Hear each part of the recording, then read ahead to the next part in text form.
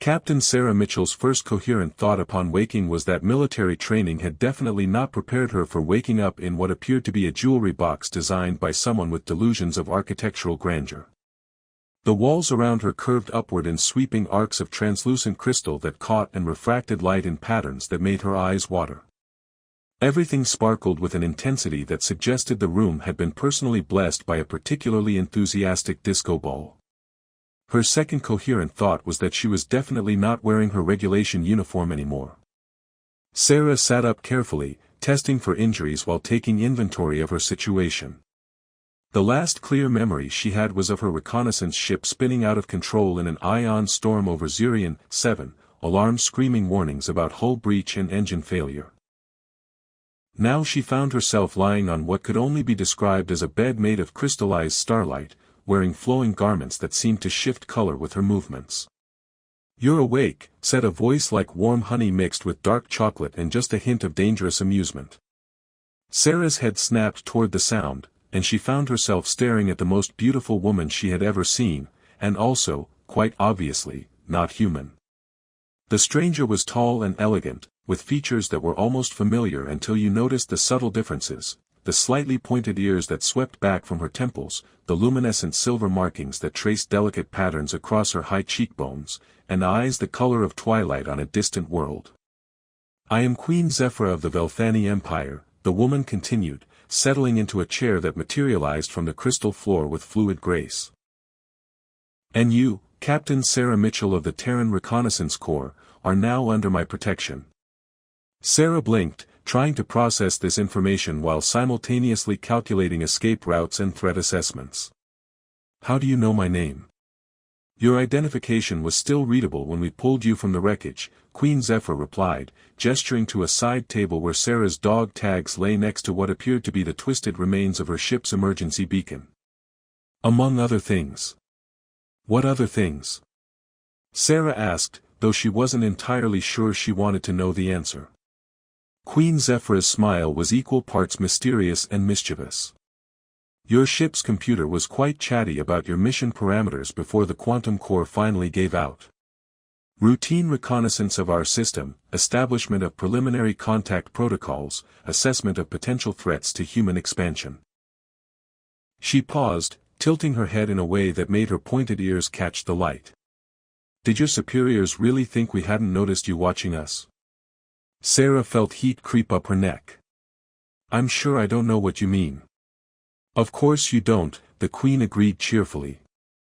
"Just as I'm sure you won't mind that I've claimed you under Velthani salvage law." "Claimed me?" Sarah repeated, the words coming out slightly higher pitched than she would have preferred. "Ancient tradition," Queen Zephyra explained as if discussing the weather. "When a warrior is found unconscious and alone on the battlefield, they become the rightful property of whoever discovers them. Since I was the one who pulled you from your ship's wreckage, you now belong to me." Sarah stared at her for a long moment, waiting for the punchline. When none came, she cleared her throat carefully. "Your Majesty, with all due respect, I don't think that's how international law works." "Velthani law," the Queen corrected gently. "And since you're currently on a Velthani world, in a Velthani palace, having been rescued by Velthani forces, I'm afraid our legal system takes precedence. But I'm a citizen of Earth, with rights under the Terran Colonial Charter. Which has no standing here, as we've never signed any treaties with your species," Queen Zephyra interrupted, though her tone remained pleasant. "Though I suppose we could begin diplomatic negotiations to establish your legal status. Such discussions typically take anywhere from 3 to 7 years, during which time you would, of course, remain here as my guest." Sarah rubbed her temples, feeling the beginnings of a headache that had nothing to do with her crash landing. "You're saying I can either accept being your property or spend the better part of a decade in legal limbo?" "I prefer the term, treasured acquisition," the Queen said with obvious amusement. "And the accommodations are quite comfortable, as you can see." As if summoned by her words, several crystalline entities floated into the chamber, their faceted surfaces humming what sounded suspiciously like show tunes. They arranged themselves around the room, apparently serving as both decoration and audience for the conversation. "What are those?" Sarah asked, momentarily distracted from her legal predicament. Palace attendants, Queen Zephyr replied. They're quite fond of human cultural exports. I believe they're currently working their way through your species' musical theater catalog. One of the crystalline beings pulsed brighter and began humming what Sarah recognized as "Memory" from Cats. Another joined in with harmony that suggested a deep appreciation for Andrew Lloyd Webber's compositional techniques. They're singing show tunes, Sarah said weakly. They find human artistic expression fascinating, the Queen confirmed. As do I, actually. Your species has such interesting approaches to emotional expression. Sarah decided to file that under things to process later and focus on the immediate problem. Look, Your Majesty, I appreciate the rescue and the hospitality, but I have duties back on Earth. People who will be worried about me when I don't report in. I'm sure they will, Queen Zephyr agreed. Which is why I've already sent word to your people that you're alive and safe. They should receive the message in approximately 6 months, assuming they haven't moved their deep space monitoring stations. 6 months. Space is very large, Captain, the Queen pointed out reasonably. And we're quite far from your usual patrol routes. Sarah closed her eyes and counted to 10 in 3 different languages, a stress management technique she'd learned during officer training. When she opened them again, Queen Zephyr was watching her with an expression of polite interest. What exactly does being your treasured acquisition entail? Sarah asked, resigned to getting more information before making any rash decisions. Primarily, it means you'll be treated with the respect and care befitting something precious, the Queen replied. You'll have access to the palace library, the gardens, the recreational facilities.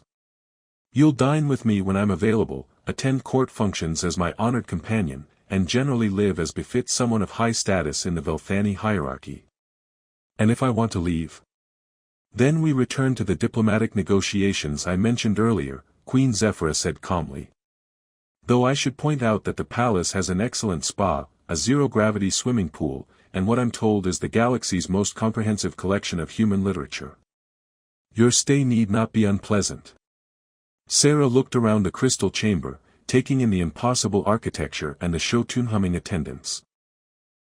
Through what appeared to be a window, she could see sprawling gardens filled with plants that seemed to glow with their own inner light, and in the distance, spires that twisted toward alien stars. This is insane, she muttered. Perhaps, Queen Zephyr agreed. But it's also the most interesting thing to happen in my court for several centuries. You must understand, Captain, ruling an empire can become rather routine after the first few hundred years. Your arrival has provided a most welcome distraction. Glad to be of service, Sarah said dryly. The Queen's laugh was like silver bells caught in a gentle breeze. I do hope you'll maintain that attitude. I have a feeling our association will be mutually beneficial. As if to punctuate her words, one of the crystalline attendants approached Sarah with what appeared to be a feast laid out on a floating tray. The aromas were completely alien but somehow incredibly appetizing, and Sarah realized she was absolutely starving. Eat, Queen Zephyr encouraged. You'll need your strength for tomorrow's tour of the palace. As my newest acquisition, you'll need to learn the layout of your new home. Sarah picked up what might have been a fork and examined the strange, delicious-smelling food. And if I refuse to play along with this whole, belonging to you, thing? Then I suppose I'll have to think of more creative ways to convince you, the Queen replied with a smile that was equal parts promise and threat. I can be quite persuasive when I set my mind to it. Looking at the elegant, powerful woman who had somehow managed to turn a first-contact situation into something resembling a fairy tale written by someone with a very twisted sense of humor, Sarah decided that might actually be what she was most afraid of. Sarah discovered that being a claimed treasure came with a surprisingly comprehensive orientation program. Queen Zephyr had assigned her what could only be described as a cultural liaison, a floating crystal entity that had apparently specialized in human studies and insisted on being called Broadway, due to its obsession with musical theater. The palace spans approximately 47 square kilometers, Broadway explained in harmonics that managed to convey both information and what sounded suspiciously like jazz hands. Including the hanging gardens, the zero-gravity recreational spheres, and the Queen's private library, which contains over 3 million texts from across the known galaxy. Sarah followed the enthusiastic crystal through corridors that seemed to reshape themselves as they walked, walls flowing like liquid light to accommodate their passage. How many of those texts are about humans? Approximately 47,312, Broadway replied with obvious pride. Her Majesty has been quite thorough in her research of your species. Research, Sarah repeated flatly. How long exactly have you been watching us? Broadway's harmonics shifted to something that might have been embarrassment. Oh, only since your people achieved faster-than-light travel. Roughly 73 of your years. Sarah stopped walking. 73 years. Give or take a few months, Broadway confirmed cheerfully. The Queen finds human cultural development absolutely fascinating. Did you know that your species is one of only 12 known civilizations to independently develop the concept of sarcasm? Lucky us, Sarah muttered, which made Broadway pulse with what she was learning to recognize as delight. They emerged onto a balcony that overlooked the palace gardens, and Sarah had to grip the crystal railing to steady herself. The view was breathtaking.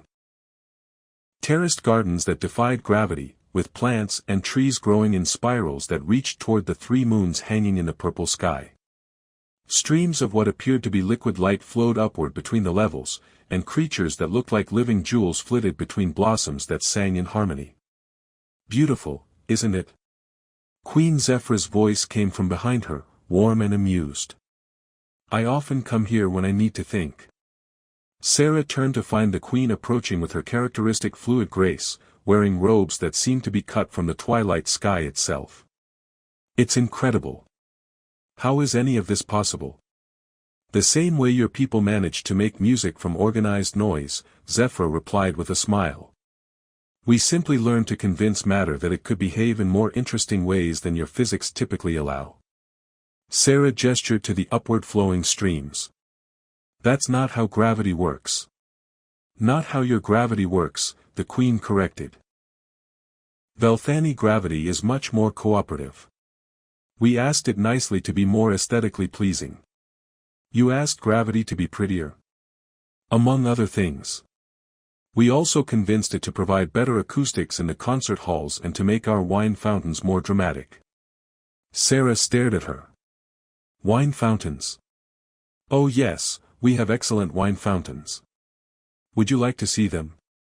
Before Sarah could answer, Broadway interjected with a sound like excited wind chimes. Your Majesty, shall I continue the orientation tour?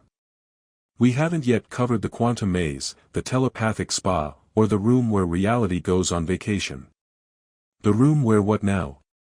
Sarah asked. Reality takes periodic breaks, Queen Zephyra explained as if this were the most natural thing in the world. All that existing can be quite exhausting. We provide it with a comfortable space to rest and recuperate. Sarah rubbed her temples, feeling the familiar headache returning. I think I need to sit down. Of course, the Queen said immediately, her voice gentling with concern. Broadway, please prepare some refreshments and bring them to the Moonlight Garden. Captain Mitchell needs some time to adjust. The crystal entity hummed what might have been, getting to know you, and floated away to carry out its orders. Queen Zephyra guided Sarah to a secluded corner of the gardens where comfortable seats grew from the ground at their approach. This is all overwhelming, isn't it? Zephyra asked softly. I sometimes forget how strange our world must seem to outsiders. Sarah sank into the impossibly comfortable chair and looked up at the alien stars. I'm a reconnaissance officer. I'm supposed to be trained for first contact scenarios. But none of my training covered being claimed as property by a queen whose gravity has an aesthetic sense. I imagine it didn't, Zephyra agreed. Your military training would focus on potential threats and strategic assessments, not cultural adaptation. Speaking of which, Sarah said, her professional instincts reasserting themselves, how exactly does one become queen of an interstellar empire? Your people must have some form of government structure, succession protocols. Zephyr's laugh was soft and slightly sad. I inherited the throne from my predecessor, who inherited it from hers, in an unbroken line stretching back 12,000 years. The Velthani live very long lives, Captain. I've ruled this empire for over 800 years. Sarah stared at her. 800 years. Give or take a few decades, Zephyr confirmed. Which is why your arrival is so refreshing. Most of my subjects have heard all my stories, know all my jokes, and can predict my reactions to any given situation. But you're new, unexpected. You make me remember what it feels like to see wonder in someone's eyes. There was something in the Queen's voice that made Sarah look at her more carefully. Beneath the elegant confidence and casual power, she caught a glimpse of something else, loneliness that ran deeper than oceans. 800 years is a long time to rule alone, Sarah said quietly. I'm not alone, Zephyr replied, though her voice lacked conviction. I have my court, my advisors, my people. But no equals. No one who can challenge you or surprise you or see you as just Zephyr instead of Queen Zephyr. The Queen was quiet for a long moment, her twilight eyes fixed on the dancing lights in her impossible gardens. No, she admitted finally. No one like that. Broadway returned then, floating a tray of refreshments that included what appeared to be fruit that tasted like starlight and beverages that changed flavor based on the drinker's mood. Sarah found herself sipping something that tasted exactly like the hot chocolate her grandmother used to make on winter afternoons. Your Majesty, she said carefully, when you claimed me under salvage law. Was that really about legal tradition? Zephyr's smile was rueful. Partially. The law exists, and it does apply in your situation. But you're right to suspect there were other motivations. Such as the fact that the moment I saw you unconscious in that wreckage, something in me wanted to protect you. To keep you safe from the elements of my court who would see any human as either a threat to be eliminated or a curiosity to be studied to death. Sarah felt something flutter in her chest at the admission. So you claimed me to protect me? Among other reasons, yes. Zephyr met her eyes steadily.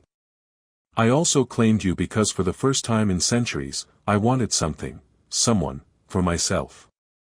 Not for the Empire, not for diplomatic advantage, but simply because when I looked at you, I felt something I'd almost forgotten how to feel. What was that? Hope, Zephyr said simply. Hope that perhaps I didn't have to spend the next few centuries being as lonely as I've spent the last few.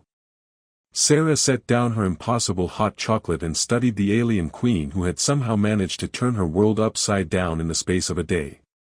You know, Your Majesty, claiming someone as property isn't typically the best foundation for friendship. I know, Zephyr admitted. But I'm 800 years old and set in my ways. I'm afraid I approach most problems with the assumption that being queen gives me the authority to solve them. And if I told you that I can't be friends with someone who considers me property? Zephyr was quiet for a moment, then nodded slowly. Then I suppose I would have to figure out how to unclaim you while still finding a way to convince you to stay.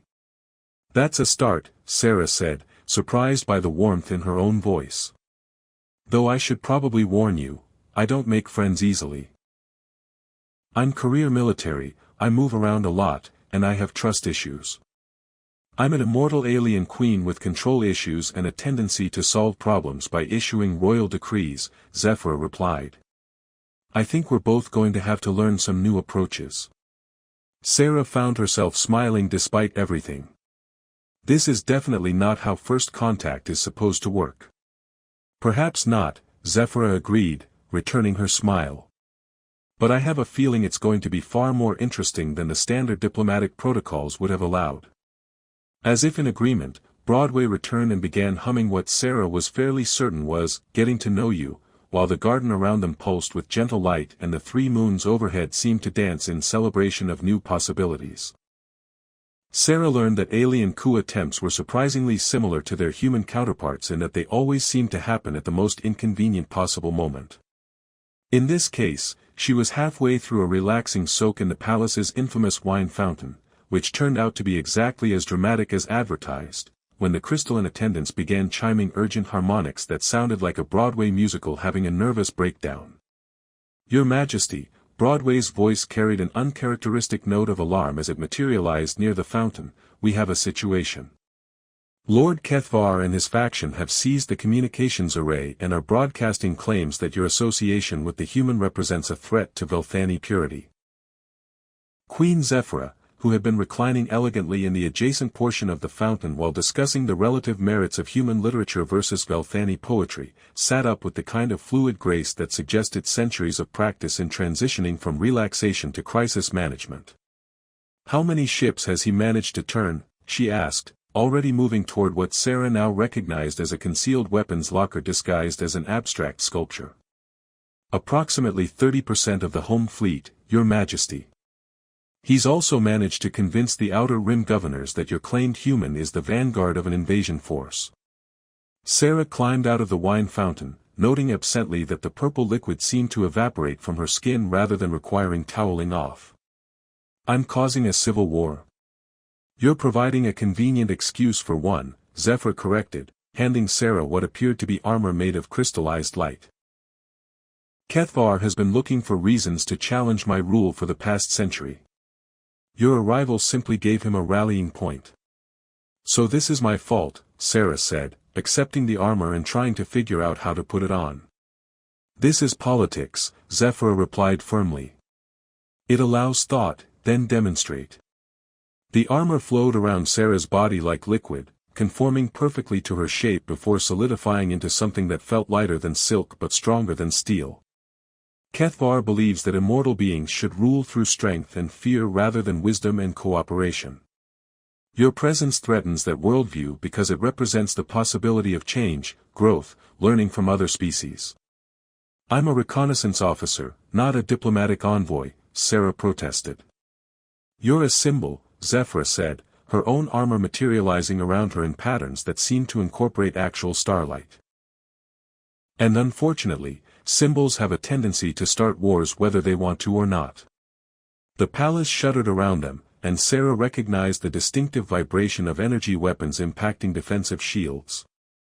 Through the crystalline walls, she could see ships descending toward the palace grounds, sleek vessels that moved with predatory grace. "Broadway," Queen Zephyra called, "activate the palace defenses and establish communication with loyal fleet elements. And please tell me the quantum batteries are fully charged." "Defenses are online, Your Majesty, and the batteries are at 97% capacity.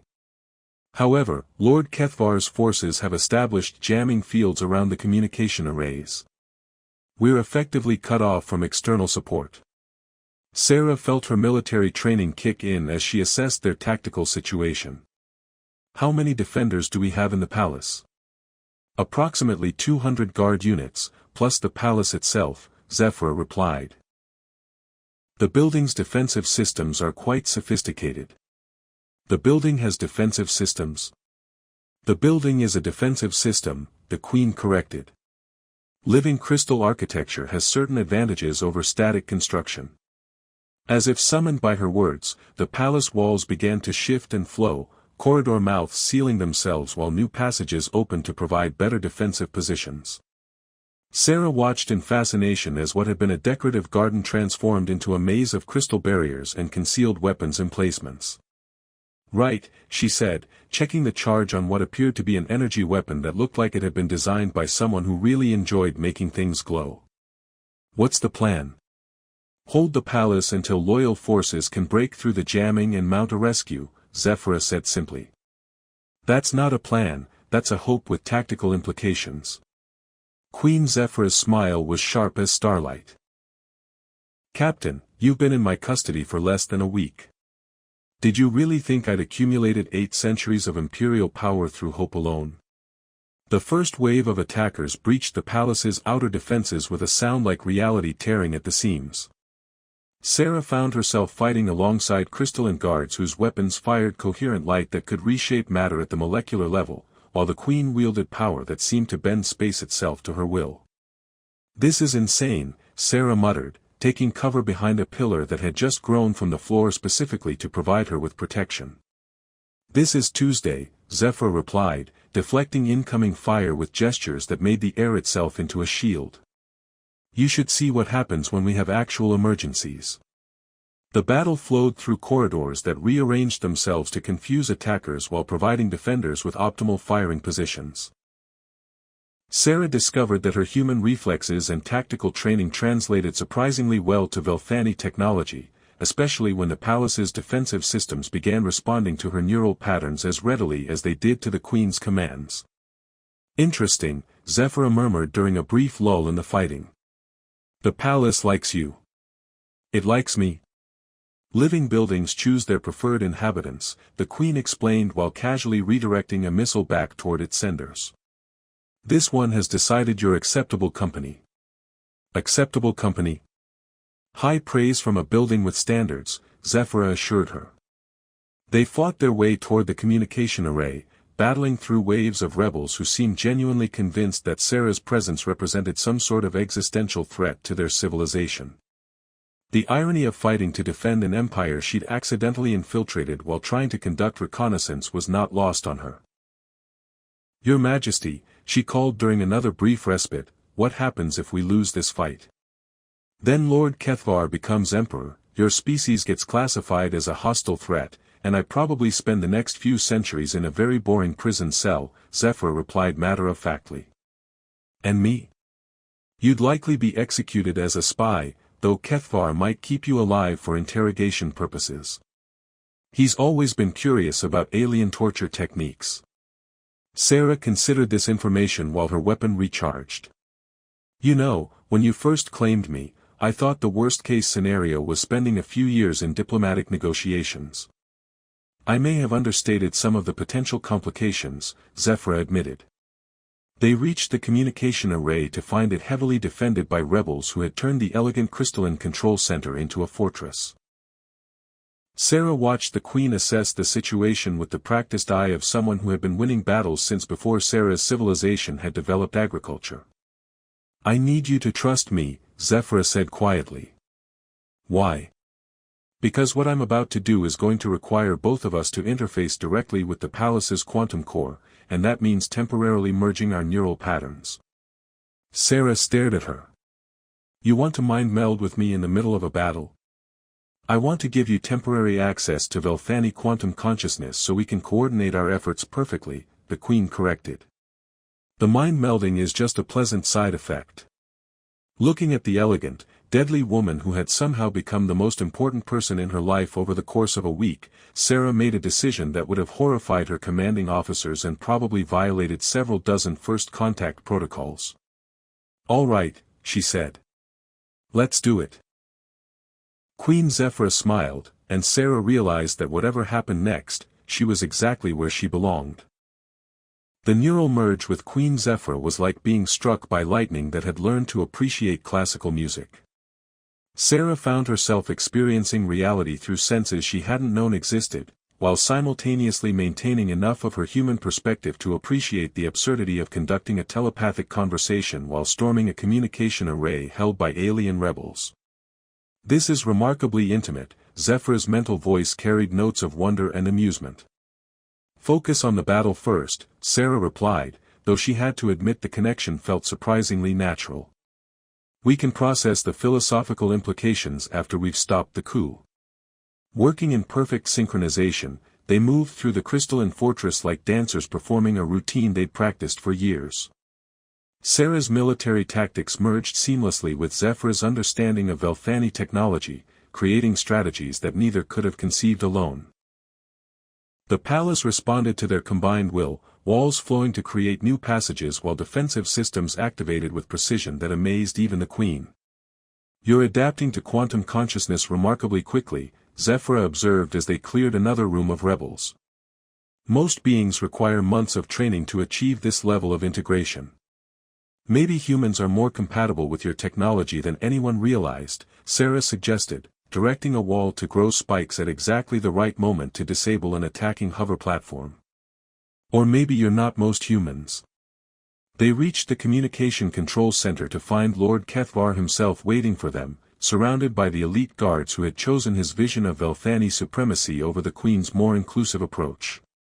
He was tall and imposing even by Velthani standards, his pointed ears bearing elaborate jewelry that spoke of ancient nobility, his silver markings more extensive and complex than Zephyrus. "So," he said in a voice like honey poured over broken glass, "the corrupted Queen brings her pet human to contaminate our most sacred spaces."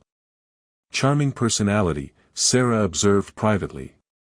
"He's always been like this," Zephyr replied with mental exhaustion.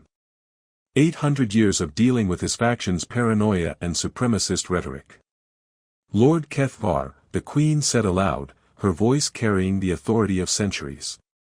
"Stand down. This rebellion serves no one except your own ambitions." "This rebellion serves the purity of our race," Kethvar replied. "Something you seem to have forgotten in your fascination with this primitive creature." Sarah stepped forward, her armor glowing with integrated power that made the air around her shimmer. "This primitive creature helped coordinate the defense that just kicked your elite forces out of half the palace. Maybe you should reconsider your assumptions about human capabilities." Kethvar's expression shifted to something like genuine surprise. "Impossible. Humans lack the neural complexity for quantum consciousness integration." "Apparently not all humans," Zephyra said with satisfaction. "Captain Mitchell has achieved deeper integration in 1 week than most Velthani manage in decades. Perhaps our species are more compatible than your rhetoric allows." "Is that true?" Sarah asked privately. "I may be slightly exaggerating for dramatic effect," Zephyra admitted, "but not by much. Your adaptation rate is genuinely extraordinary." The standoff might have continued indefinitely, but it was interrupted by Broadway materializing in the center of the room, humming what Sarah recognized as "Defying Gravity" at maximum volume while simultaneously broadcasting a message from the loyal fleet elements that had finally broken through the jamming. "Your Majesty," Broadway announced with obvious glee, "Admiral Thysera reports that the rebel fleet is surrendering. Lord Kethvar's support has collapsed following reports of the successful palace defense." Kethvar's face went through several interesting color changes. "This is temporary," he snarled. "The people will not accept human contamination of our culture." "The people," Queen Zephyra replied calmly, "will accept whatever promotes the prosperity and security of the Empire. Captain Mitchell has already proven her value by helping defend the palace using tactics that combined human ingenuity with Velthani technology in ways neither species had previously considered." Sarah found herself looking at the defeated rebel lord and feeling something like pity. "You know," she said, "where I come from, diversity of thought and experience is considered a strength, not a contamination. Maybe your people could benefit from that perspective." "Human philosophy has no place in Velthani governance," Kethvar replied stiffly. "Then perhaps it's time for Velthani governance to evolve," Zephyra said with finality. The aftermath of the rebellion involved a great deal of paperwork, which apparently was a universal constant regardless of species or technological advancement. Sarah found herself sitting in the Queen's private study, watching Zephyr process reports and legal documents while sipping something that tasted like coffee but glowed faintly blue. "So," she said during a quiet moment, "where do we go from here?" Zephyra looked up from her holographic displays. "That depends. The neural merge showed me that our compatibility extends far beyond what I initially suspected. You could serve as a permanent liaison between our species, helping establish the kind of cooperation that would benefit both civilizations. And personally?" The Queen's smile was soft and uncertain in a way that made Sarah's heart do interesting things.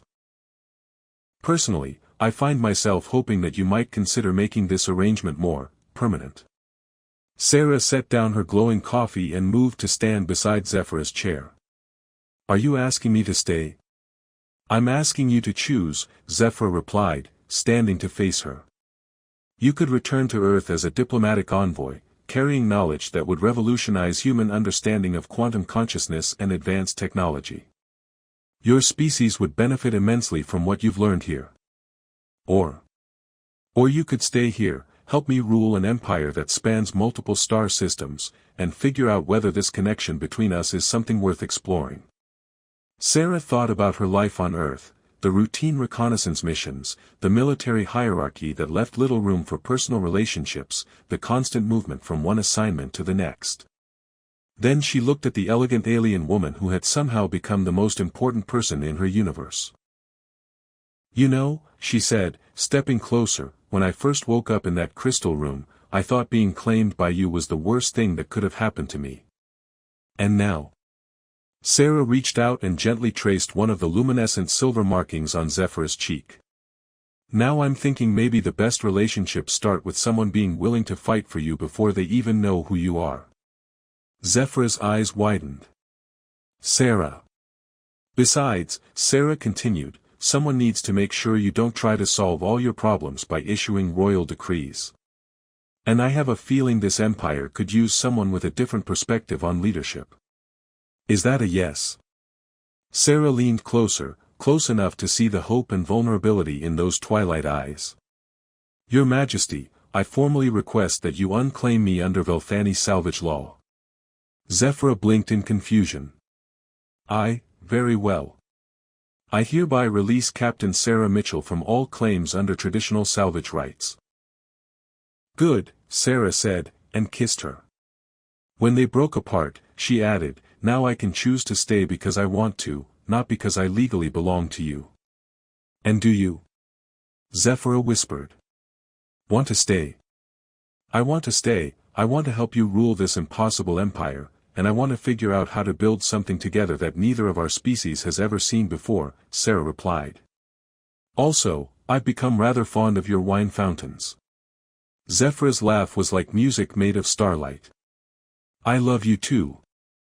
As if summoned by their happiness, Broadway materialized and began humming what sounded suspiciously like A Whole New World, while through the study's windows, the impossible gardens of the Crystal Palace celebrated with displays of light that painted the alien sky in colors that had never existed before two species decided that differences were something to be treasured rather than feared.